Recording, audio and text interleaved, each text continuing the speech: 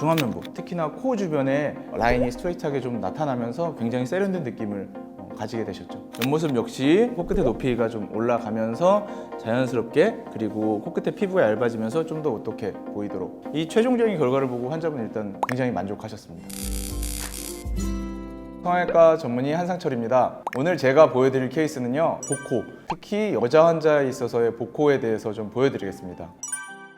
수술 전에 내원하셨을 때 찍었던 사진이고요. 20대 여자분이셨고, 코가 낮고 펑퍼짐하고, 이것도 사실 복코의 유형 중에 하나거든요. 복코의 유형은 보통 저는 이제 3가지 정도로 말씀드리는데요. 첫 번째는 이제 보통 낮아서, 코끝이 낮으면 그것 때문에 코가 넓고 펑퍼짐해 보여요. 그래서 낮은 코가 사실 복코의 원인이 되는 경우가 대부분이고요. 두 번째는 코끝의 피부가 두꺼운 경우는 사실 피부의 두께 때문에 복코로 보이는 경우 있거든요. 저는 이 부분에 좀 많이 집중하는데요. 코에서 입술 내려가는 요 비순각, 요 부위인데요. 요 각도가 좀 오목한 경우는 그것 때문에 복코로 보이는 경우가 있어요. 그래서 이 3가지를 교정하는 것으로 거의 완성하게 됩니다. 이 환자 같은 경우는 비순각이 많이 오목한 경우는 아니었고요. 코끝에 피부가 좀 두껍고 코끝이 낮아서 복코처럼 보이는 경우였고요. 이런 경우 코끝에 피부를 좀 얇게 만들고 코끝의 높이를 올리는 방식으로 해서 복코를 교정하게 됩니다. 옆모습을 보셔도요, 사실 콧대가 많이 낮으신 편은 아니에요. 그에 비해서 코끝의 높이가 많이 떨어져 있기 때문에 정면에서 볼 때는 그것 때문에 더 코가 펑퍼짐해 보이게 되죠. 그래서 코끝이 오똑해 보이고 콧대는 자연스럽게 보이도록 해야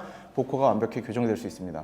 수술 일주일째고요. 보통 붓기가 가장 심할 때예요. 전반적으로 입술 양 볼까지 붓기가 있는 경우들도 있거든요. 콧대는 3D 프린팅을 이용한 실리콘 보형물, 코끝은 비중격을 이용해서 교정했습니다. 콧대는 원래 높이에서 2mm에서 3mm 정도 아주 미니멀하게 교정을 좀 했고요. 코끝의 높이는 최대한 화려한 느낌이 들도록 오똑하게 가져가면서 코끝의 피부까지 좀 얇게 만들었어요. 그래서 복코도 교정되고 코끝의 높이가 올라갔기 때문에 좀 세련된 느낌이 나겠죠. 일주일째는 부어있기 때문에 조금 예상보다 높아 보이거나 어색해 보일 수 있는데, 시간이 지나면서 대부분 자연스럽게 교정됩니다. 2주쯤 보면 이제 좀 선명하게 나타나는 콧대, 코끝 라인이 보이실 거예요. 코끝 같은 경우 수술 전에 비해서 피부가 좀 얇아졌기 때문에 가벼워진 느낌이고, 코끝의 높이가 상대적으로 많이 올라가 있기 때문에 콧대에서 코끝까지 쭉 뻗는 굉장히 아름다운 직반버선 라인이 완성됐는데, 코끝으로 올라갈수록 높이가 높아지면 자연스럽게 정면에서 볼 때는 코끝이 얄쌍해져 보이기 때문에 굉장히 세련된 느낌을 받게 됩니다. 4개월 정도 지났으면 최종적인 결과가 나온 시기인데요. 수술 직후보다는 콧대와 코끝의 높이가 조금 더 자연스러워진 느낌이긴 한데, 제일 포인트가 됐던 부분은 코끝의 높이가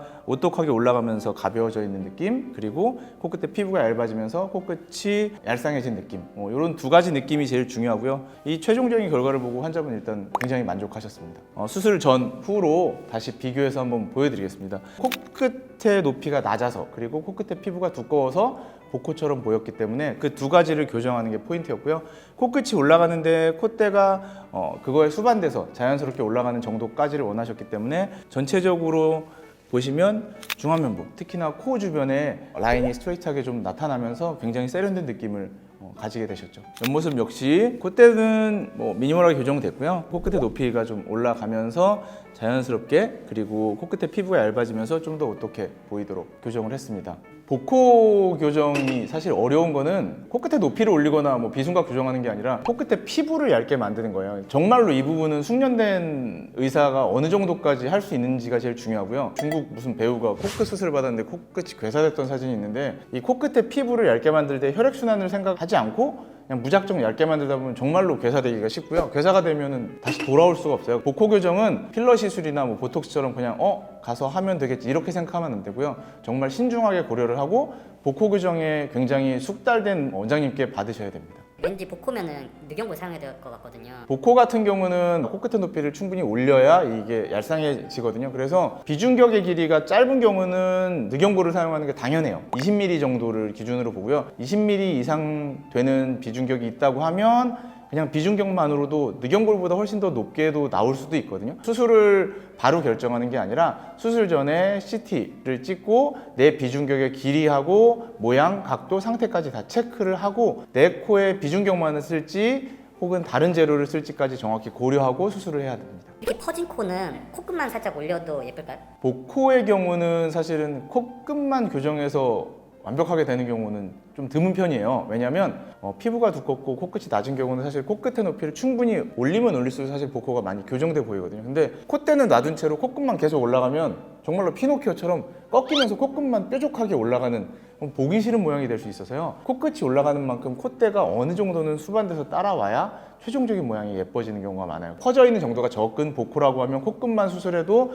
좋아질 수 있지만 코끝이 좀 많이 넓어 보인다고 하면 콧대까지 같이 교정하는 게 정답이긴 합니다. 복코 성형으로 효과를 많이 볼 케이스인지 아닌지 자가진단하는 방법이 있을까요? 진찰실을 제가 보통 진료할 때 그렇게 하는데요. 면봉으로 여기를 잡아당겨서 코가 얄쌍해지는지, 그리고 면봉으로 코끝을 이렇게 올려서 코끝이 얇아지는지, 코끝의 높이가 올라갈 때 내 코끝이 얇아 보이는지, 그 면봉 두 개를 이용해서 한 번씩 잡아당겨 보면 전혀 변화가 없는 경우도 있거든요. 근데 그건 이제 정확히는 원장님께서 보셔야 되지만, 기본적으로 코끝의 높이, 그 다음에 비순각, 그리고 피부를 얇게 보이게 했을 때 수술 후에 내가 효과가 있겠구나를 어느 정도는 체크해 보실 수 있습니다.